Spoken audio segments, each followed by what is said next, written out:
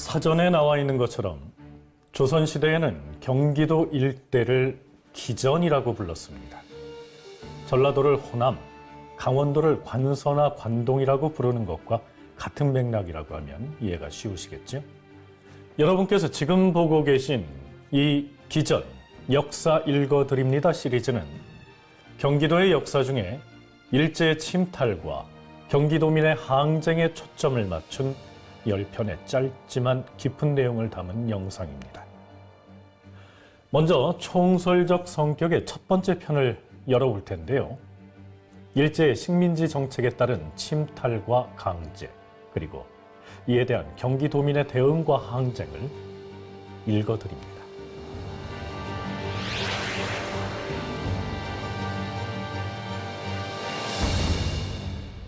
1910년 일제는 지방행정 단위를 도, 부, 군, 면으로 나누고 한성부도 경성부로 바꿔 경기도 관할로 편제합니다.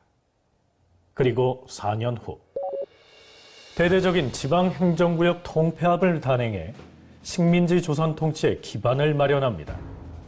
그래서 조선 후기와 일제강점기 당시 경기도의 영역은 조금 차이가 있습니다. 현재 행정구역상 경기도와도 다릅니다. 일제강점기 당시 경기도의 4대 도시는 경성, 인천, 개성, 수원이었습니다. 현재는 수원만 경기도죠. 이렇다 보니 현재주의에 입각해 일제강점기의 경기도를 다루다 보면 경기도의 역할과 위상이 위축될 수밖에 없습니다. 당시 산업과 교역의 중심지 인천과 행정과 정치의 중핵인 서울이 빠져나가고 문화의 중심지였던 개성도 제외되기 때문입니다.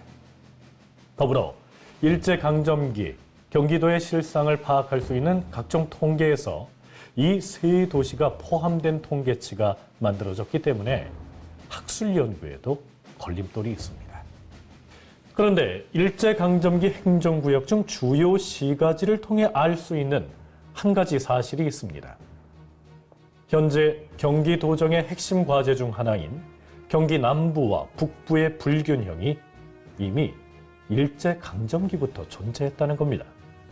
당시 주요 시가지로 경성, 인천, 강화, 개성, 그리고 수원, 여주, 이천, 평택, 안성이 소개되어 있는데요. 이 중 현재 경기도 관할이 아닌 경성, 인천, 강화, 개성 이 네 곳을 제외하면 모두 경기 남부에 위치해 있습니다. 시대에 따른 행정구역의 변화에도 불구하고 경기도가 일제강점기 이전 조선시대부터 전국 사통팔달 교통의 요충지였다는 건 변함없는 사실입니다. 조선시대 한양과 지방을 연결하는 교통로 중 경기도를 지나는 주요 6개의 도로망을 살펴보면 제1로인 의주로를 시작으로 시계방향으로 경흥로, 평해로, 영남로, 삼남로, 강화로가 있었습니다. 교통과 육상물류의 중심지로서 경기도의 위상은 일제강점기에도 여전히 존속됩니다. 국유철도인 경부선, 경의선, 경인선, 경원선이 경기도를 사방으로 통하게 했고 행정과 문화의 중심지인 서울로의 접근을 용이하게 했습니다. 또 수여선과 수인선의 개설로 인천, 수원, 여주를 잇는 동서횡단 교통로가 확보되죠. 이 외에도 천안과 안성을 잇는 경기선과 지방산업개발과 운수교통에 활용된 사설철도도 있었습니다. 이렇게 일제강점기 사통팔달 부설된 철도는 결국 일제 식민지 수탈을 원활하게 한 근간이 됐습니다. 이런 배경 아래 이제 경기도의 항일투쟁에 대해 살펴보도록 하죠. 1910년 경술국치를 전후한 대표적인 항일투쟁은 상소운동과 의병운동입니다. 이 상소운동과 의병운동을 주도한 세력은 유림들이었는데요. 그 중심에 화서 이항로의 제자들로 구성된 화서학파가 있었습니다. 1905년 을사조약으로 대한제국의 자주권과 외교권이 박탈당하자 화서학파였던 포천의 최익현, 가평의 조병세, 민영환 등이 중심이 돼서 13도 상소운동을 주도합니다. 이후 자신들의 요구가 관철되지 않자 자결로 항거하거나 낙향을 해서 의병운동을 전개하게 되죠. 경기도는 가장 먼저 의병이 일어난 곳이자 가장 치열하게 전투를 벌인 곳이었습니다. 경기 유림이 상소운동과 함께 항일투쟁의 선도적인 역할을 한 것이 바로 이 의병운동입니다. 경기도는 일제와 친일파 타도를 목표로 서울 진격전을 전개할 때에도 주무대가 됐죠. 1909년 들어 전국의 의병 활동이 점차 퇴조할 때에도 경기 의병은 다른 지역보다 비교적 늦게까지 항쟁을 거듭합니다.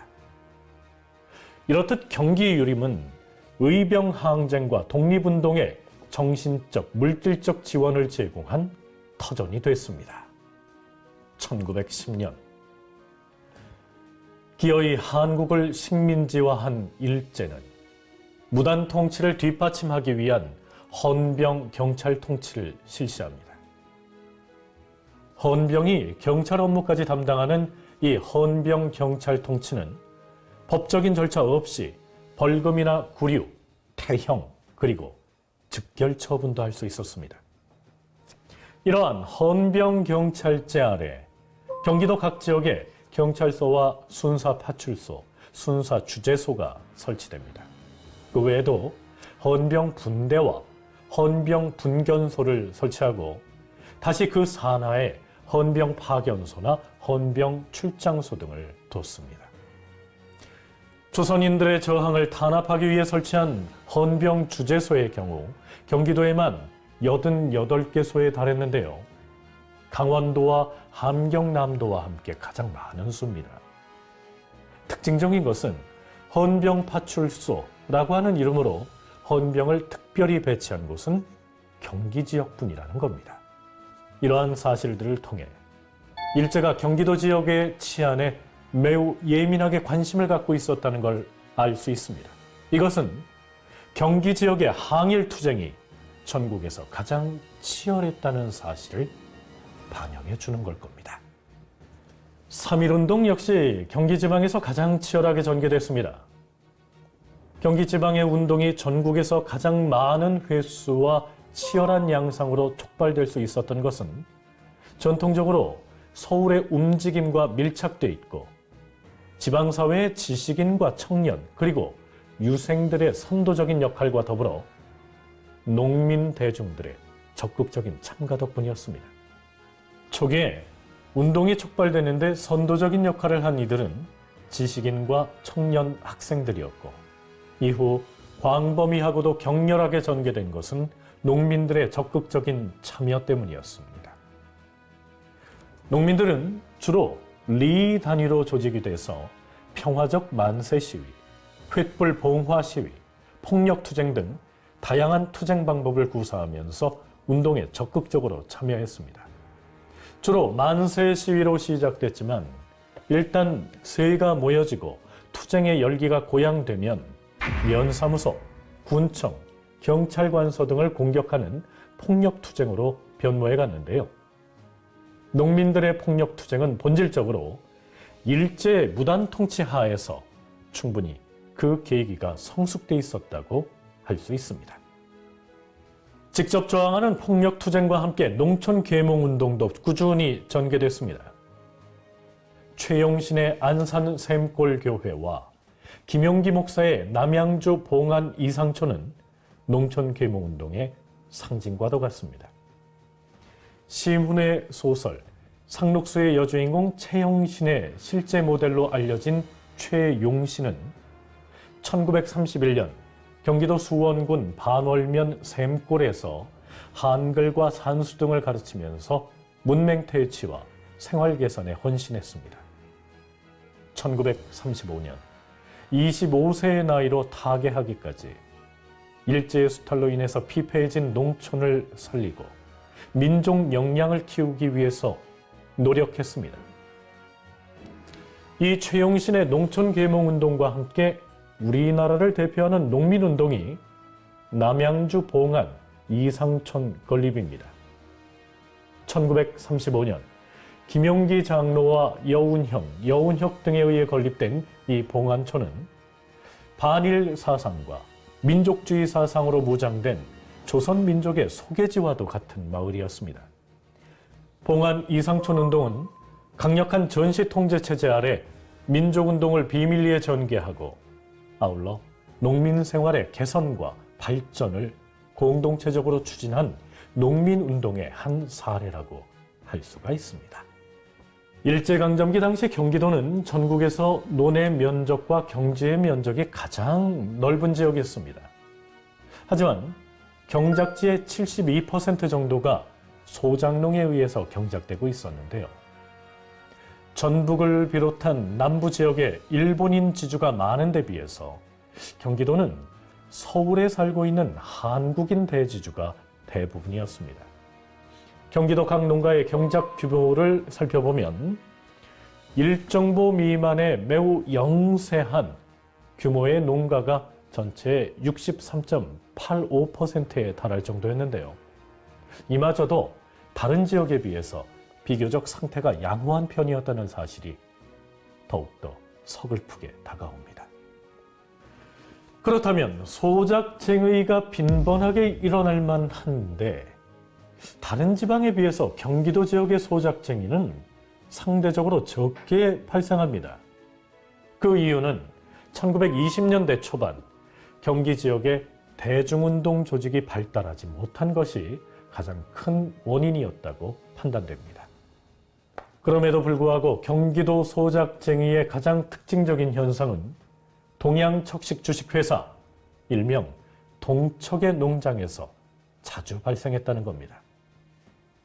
특히 수원군은 예로부터 군사주둔지와 총융청 둔전 등 군용지와 왕실 토지, 철도 부설지 등이 많았습니다. 이 토지들은 모두 일제의 강압적인 수단에 의해서 동척의 소유지가 되는데요. 소작류를 과다하게 징수해서 소작쟁이가 자주 발생했습니다. 용인군 수여면 역북리의 경우에는 토지의 약 90%가 동척의 소유지였는데요. 1932년 11월 소작농민 40여 명이 인상된 소작류에 분노해서 쟁의가 발생했습니다. 소작농들은 동척과는 소작개혁을 체결치 않겠다고 하는 동맹까지 하기에 이릅니다. 이처럼 일제의 산미 증산 계획과 경제적인 수탈로 인해서 소작농의 빈궁화는 급속히 진행됩니다. 생활고를 타개하기 위해서 토목, 공장, 광산 이런 곳에서 일자리를 구해서 임노동을 해야 할 상황에 이르게 된 것이죠. 하지만 그런 임노동조차 할 수 없는 궁핍한 백성의 수도 급증합니다.